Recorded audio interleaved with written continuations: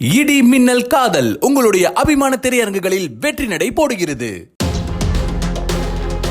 தேர்தலை எதிர்கொள்வதில் இந்தியா கூட்டணியினருக்கு நடுவே ஒற்றுமை இல்லை என எடப்பாடி பழனிசாமி கூறினார். காரமடையில் நடந்த பிரச்சார கூட்டத்தில் பேசிய எடப்பாடி பழனிசாமி, சிறுபான்மை மக்களின் வாக்குகளை பெறுவதற்காக ஸ்டாலின் மட்டுமே இந்தியா கூட்டணி பற்றி பேசி வருவதாக குற்றம் சாட்டினார். கம்யூனிஸ்ட் கட்சி இந்திய கூட்டணியில் அங்க வைக்க சொல்றாங்க. கேரளாவில் ராகுல் காந்தி போட்டியிடுறார். அவரை எதிர்த்து போட்டியிடுவது கம்யூனிஸ்ட் கட்சி சேர்ந்தவர்கள். இவர்களா இந்தியா கூட்டணியில் பிரதமர் வேட்பாளரை நிறுத்த முடியும்? இங்கே ஒற்றுமை இல்ல. இந்த நாடாளுமன்ற தேர்தலிலேயே ஒற்றுமை இல்லாம இவர்தான் இந்தியா கூட்டணி ஒவ்வொரு வார்த்தையும் பேசிட்டு இருக்கார்.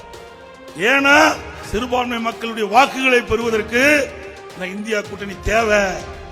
அதனால அடிக்கடி எப்பொழுது பார்த்தாலும் கூட்டத்தில் இந்தியா கூட்டணி ஆட்சிக்கு வரும். எங்கேயா ஆட்சிக்கு வரும் போது இங்கே எதிர்த்து போட்டிடுறீங்க. நாடாளுமன்ற உறுப்பினர் வர்றதுக்கு உங்களால ஏற்றுக்கொள்ள முடியல. அப்ப எங்க பிரதமரை தேர்ந்தெடுக்க போறீங்க? உங்களுக்கு யார் பிரதமர்? யார் இல்லையே, பேர் இல்லாத குழந்தை மாதிரில இருக்குது. இதைத் தொடர்ந்து கோவை கொடிசியா மைதானத்தில் நடந்த பிரச்சார கூட்டத்தில் பேசிய EPS, முதலமைச்சர் ஸ்டாலின் நாகரிகமாகவும் நாவடக்கத்துடனும் பேச வேண்டும் என்றார்.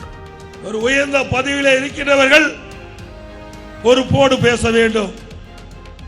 ஆனா நாகரிகம் தெரியாத ஒரு மனிதர், நாகரிகமா பேச தெரியாத ஒரு மனிதர் திரு ஸ்டாலின் அவர்களே, நான் கிராமத்தில் இருந்து வந்தவன், நீ நகரத்தில் இருந்த உன் மாதிரி பல மடங்கு எங்களுக்கு பேச தெரியும்.